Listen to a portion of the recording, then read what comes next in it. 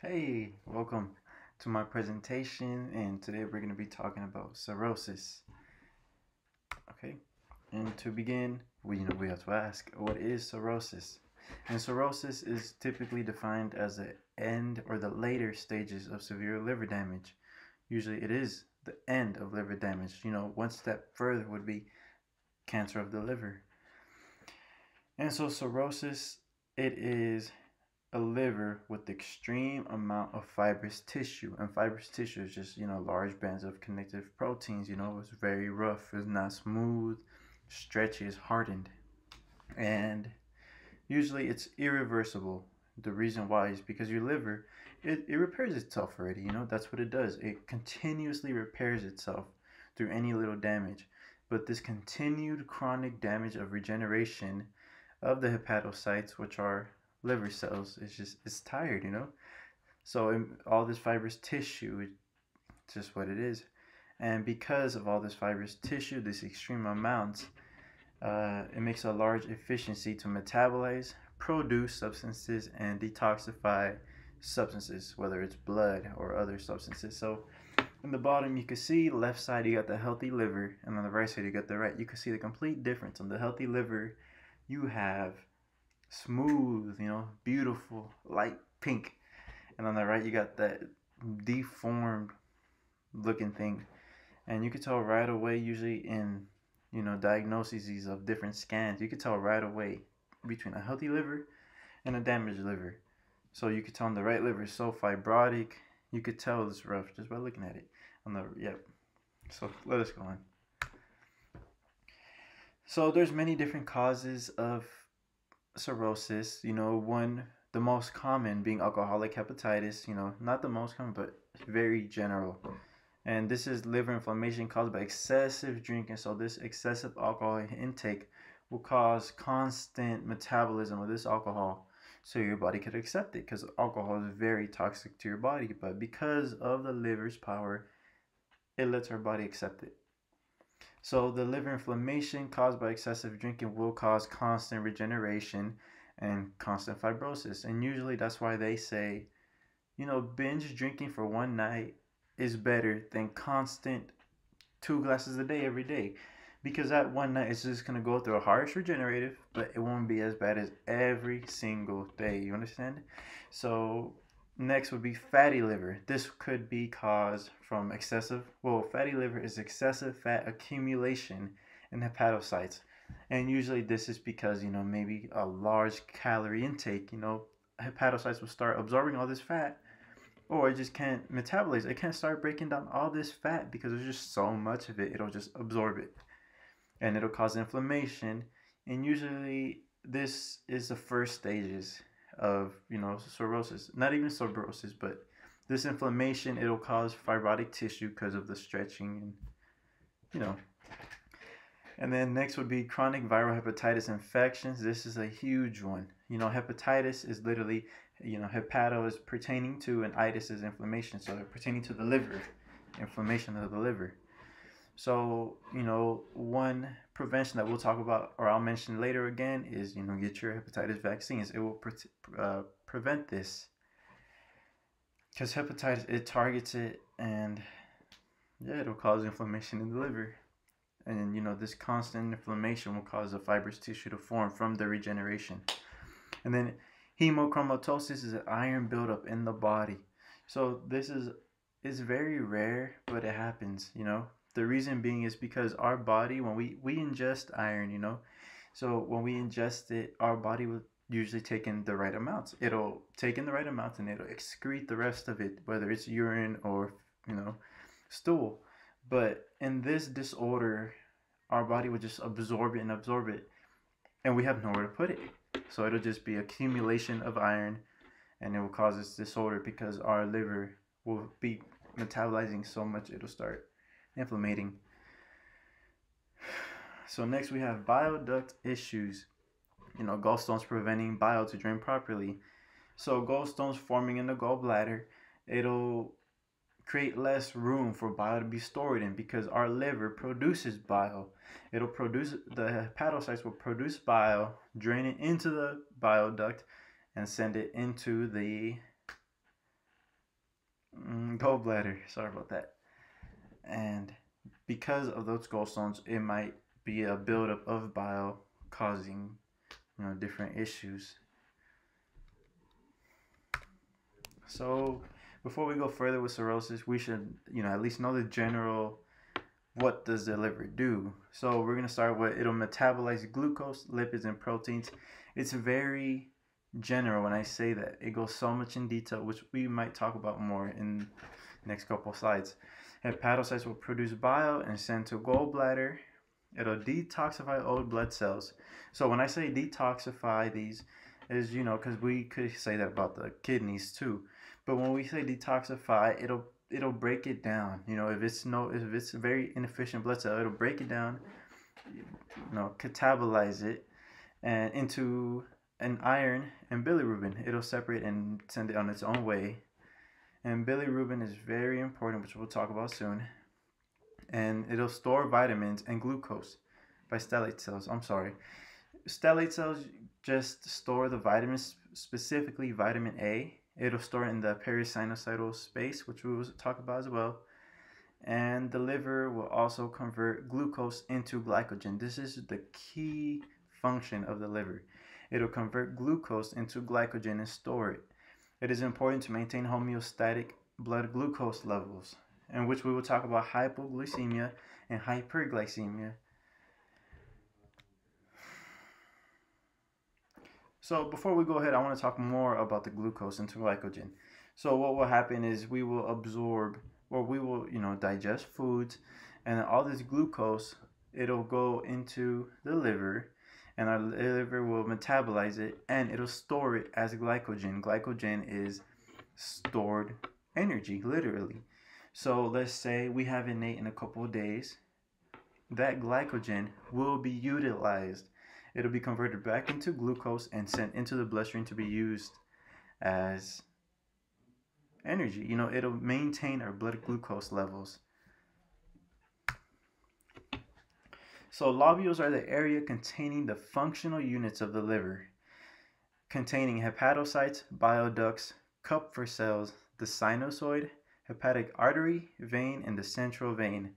So that was a lot. So hepatocytes are just liver cells, literally. And hepatocytes will produce bile when it's signaled by ingestion of a lot of fatty acids. That's what bile does. Bile will break down the fats. And so hepatocytes will produce bile and send it down to the bile ducts, where then it will be sent to the gallbladder to be stored and concentrated. Kupffer cells are macrophages within the sinusoid, and Kupffer cells are, they'll digest bacterias. They will, digest old blood cells as well, if they're very infected or, denatured. And the sinusoid, it is the center of the lobule, and within the sinusoid, that's where we will have the Kupffer cells and the central vein. The central vein is where the hepatic artery and hepatic vein, the hepatic portal vein, will both go into the central vein, back into the inferior vena cava. And bile is produced by the hepatocytes, as I have said, sent to the bile ducts and to the gallbladder, being stored and being used to digest fats in the duodenum. Duodenum is the first part of the small intestine. So, immediately after you eat a good amount of fats or triglycerides, and it hits a point where your body's your brain's gonna send a signal saying, hey, we got some fats, and then to the liver, and the liver will produce bile, send it to the gallbladder, or if it's already full in the gallbladder, it'll just release straight into the duodenum. And then when we talk about metabolizing proteins, our liver is very good at metabolizing proteins, but the byproduct after that is ammonia, and our liver is very good at breaking ammonia down and converting it to urea. Ammonia is very toxic to the body, which we will discuss, but we break it down to urea, which is also toxic, but the kidneys will be able to handle that, and that's why our body does it.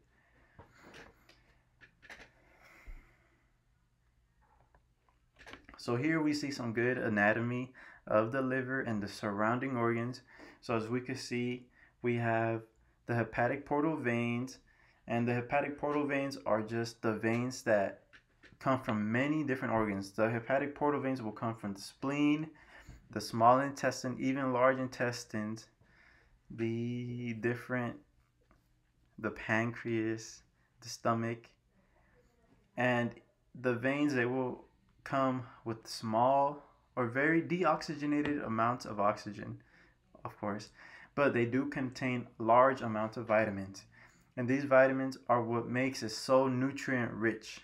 And that's where it'll be stored in the sinusoid, where the stellate cells will be able to store the vitamin A and excrete it into the bloodstream when it is needed. And then, as you can see, the gallbladder, it'll send, that's where the liver will send the bile through the it'll send it through the duct. I'm missing out. But then the gallbladder will send it down through the cystic duct back into the duodenum. That's where you will see that happening. And then, so all those veins, from the hepatic portal vein and the hepatic artery, they will both drain into the sinusoidal center, which you can see on the right side. On the portal triad, the portal vein and the hepatic artery will both drain into the sinusoid, into the central vein, in which it will go back into the inferior vena cava. So right there on the right side, when you could get a closer look at the hepatic lobule, I really like this photo because it really simplifies it. It makes it very simple and easy to understand. So when we say portal triad, we mean the bile duct, portal vein, and hepatic artery. The bile duct will go between the hepatocytes. That was the word I was looking for earlier, by the way. The bile duct. The bile duct is where the hepatocytes send the bile down to the bile duct into the gallbladder. But those are the portal triads. Those three: portal vein, hepatic artery, and bile duct. So the portal vein and the bile, yes, I already said that. And then the sinusoid is just the center of the lobule. It's almost like a spider-shaped spider web. And that's where you will find the Kupffer cells that's ready to digest anything that comes to the way with the draining blood. Cirrhosis pathophysiology. Portal hypertension. So portal hypertension is already at the stages of cirrhosis, and so much hepatocytes are already inflamed that the veins are going to be so narrowed that the pressure is going to be increased. And this will cause a lot of issues with the surrounding organs in which they go through the portal vein, like the spleen, which we will see in a future bullet point. We could go there right now. Splenomegaly. So whenever we have inflammation or portal hypertension, a lot of blood will drain back down into the spleen, and it'll inflame it, gorge with blood, and that's where the backflow comes from. And that could cause, it's really bad because it could cause low platelet count and white blood cell count because it is just so compacted. And then we have ascites, buildup of fluid from lack of albumin production. So yeah. Oh, okay. Albumin. I'm sorry about that. Albumin is the substance created in the liver, in which albumin is just a fluid to keep fluid in the bloodstream. So what I mean by that is like different fluids in the bloodstream. It'll keep it from leaking out of the bloodstream into other tissues. So ascites is when we have lack of albumin production, and we will have a lot of extra fluid just leaking out into the tissues, usually in the abdomen area, and it'll cause that buildup. Gynecomastia is lack of metabolism of hormone of estrogen. I'm sorry for that typo. And then we have asterixis, which is tremoring in the hands when outstretched. And I could demonstrate that to you. Usually this happens. It's called hand flapping. It's almost involuntary. And that is just from the hypertension. You know, we have all that high blood flow. And yeah. And then next, we're going to continue on with the pathophysiology, because cirrhosis does cause a lot. It's almost a multi-organ destruction at that point. We have the esophageal varices. This is a constant state of dilated vessels and can rupture from fatigue. So the esophageal varices are the veins that run through our esophagus, and they will become very inflamed also because of the portal hypertension. And if these rupture, it could be a very dangerous scene because it'll be constant bleeding, and it's very crucial that we need this. And hepatic encephalopathy. This is a lack of detoxification of blood that causes high levels of ammonia and other toxins to collect in the brain. So when we were talking about earlier with the protein breakdown, if we have large amounts of fibrous tissue, not every hepatocyte would be able to break these down. So all these extra amounts of ammonium would just flow back into our bloodstream, and it will eventually make its way to our brain.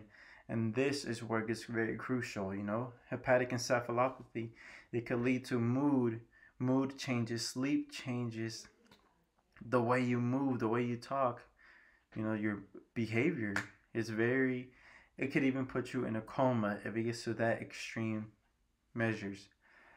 And then we have hypo and hyperglycemia. This is what I was talking about earlier about, the transfer between glycogen to glucose.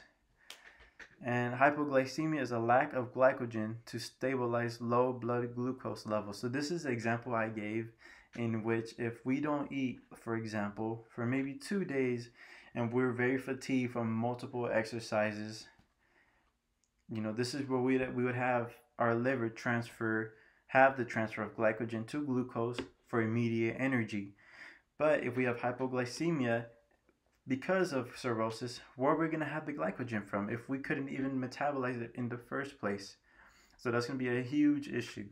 And the hyperglycemia is failure to metabolize glucose into glycogen, therefore causing high blood glucose levels. So this is let's say we eat a large chicken Alfredo from Olive Garden, and then we can't even metabolize it from glucose to glycogen.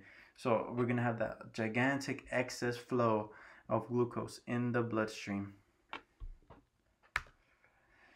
Here we can see again another photo. So if we were to have the large, I'm sorry about that. So here's another good photo. And we can see the portal veins from all the different, see we have the superior mesenteric vein coming from the intestines. And yeah, we have a lot of flow coming from them. And we can see the spleen again. If the liver is too inflamed, a lot of the spleen, the blood that is flowing through the hepatic portal vein, will backflow into the spleen that could cause a splenomegaly. And then as you can see on the upper right where you see the esophagus, you could see those varicose veins running through, and that's where you could get the esophageal varices. And if those rupture, it'll be all around that area. And even that liver, everybody looks cirrhotic, That's a perfect picture to see. So diagnosis, we have the biopsy of liver. Usually they will take a little chunk of your liver and they will look at it through a microscope. Usually with this, you will be able to see the histology. You will be able to see the fibrous proteins within. And then we have ultrasound. When I was looking at my research of the ultrasound of the liver, it didn't look that well. I would not recommend, ultrasound, you could do ultrasound. MRI and the CT scan looked very similar in their scans of the liver, but those are also ways to diagnose them. Signs and symptoms, we have jaundice, which is the lack of the albumin production. A lot of albumin will leak, bilirubin. Bilirubin will flow through the blood, and bilirubin is supposed to be excreted with the bile. But since, we have these cirrhotic symptoms, the bilirubin will just be flowing through the blood flow, and it can even leak onto our skin tissues, causing the yellowing of the skin and eyes. As you can see with heavy drinkers, you can see the yellowing of the eyes, almost like a pumpkin looking color. Varices, we were talking about the esophageal varices, where you have the inflammation of the veins, reduced platelets coming from the splenomegaly because of all the backflow is just causing too much compaction, where the production of these cells is just low. We have edema, which is the inflammation of the feet, And this could be because of the portal hypertension is just too much, and we just have all those at the bottom. And we talked about splenomegaly. We have acidosis, hand flapping. The enlarged breast in men, which was the gynecomastia from the constant estrogen production, because our liver's not able to metabolize them. We'll be deficient in the vitamins of B12, A, C, D, and K, because the stellate cells will not be able to store them, or our liver will not be able to metabolize them, because we just don't have enough hepatocytes anymore to do so. And then we have the confusion. The confusion is due to the hepatic encephalopathy. And the reason is because of all the ammonia buildup in our brain that will cause all these different symptoms on its own. It's its own ball game, you know? So that's why our liver is key, because it'll digest the ammonium. It'll break down the ammonium into the urea, in which it will still be able to run through our body just fine. Treatments, monitoring our levels of the hyper and hypoglycemia, checking the stool for blood from the bilirubin, and we could tell right away, because with the bilirubin, that's what gives our stool the average color. And it doesn't. Monitoring ammonium levels in blood, going back to the encephalopathy. And then varying on symptoms, the high protein or low protein diets, it goes back to the ammonium levels. And if our liver is able to digest the proteins but not able to break down the ammonium, then maybe we shouldn't be eating too much protein. But if it's vice versa, if maybe we cannot digest the protein but we're able to break down the ammonium, then we should be eating more protein but lean, just to be on the safe side. Liver transplants, at some point it might just happen. It might just not work out anymore, and you might just have to get a liver transplant. It happens. Diuretics are very useful to lower the portal hypertension. This will ease the blood flow through the cirrhotic tissues, because it is already so hard to flow through. And then we have paracentesis. This is from the ascites. This is when all the fluid buildup in our abdomen will be extracted through a needle. Imagine it like another version of the liposuction in a way. So paracentesis would probably be more than a one-time procedure, just so you could get that relaxation, the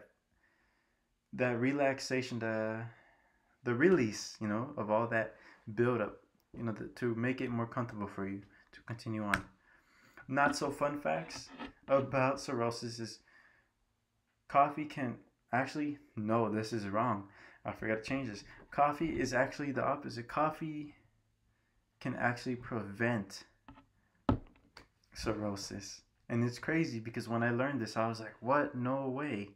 Coffee can prevent it with all the different effects that it has. Usually espresso and something called drip coffee would be very good, because it just works. So it could even reverse liver damage and even hepatocellular carcinoma. This is when the hepatocytes are killing themselves. And then the next one, which is not so fun fact, is the cirrhosis is the 12th leading disease of death. Around 27,000 deaths per year. That's a large amount of cirrhosis, And then back to hepatic encephalopathy. It's so serious that it affects mood, speech, behavior, and sleep. So imagine you're just you're pounding so many Four Locos, and then next thing you know, you're a whole different person with that new mindset, because of the hepatic encephalopathy, because of all the ammonium levels that weren't able to be broken down and now flowing through your brain. So next we have the Cirrhosis Hall of Fame. On the top left, we have Jimi Hendrix, guitar master. He had cirrhosis. What happens. And then on the right, we have Steven Tyler, another guitar. Well, no, he's the guy who sang Dream On, and he had cirrhosis. And then in the middle, we have BoJack Horseman, a Netflix original, man, who's a depressed alcoholic who just keeps pounding on the beers because he's addicted. Guess what? He also had cirrhosis. Well, that's all I had. Thank you for listening to me. I hope you learned something about cirrhosis and about the liver. Thank you, and have a good night.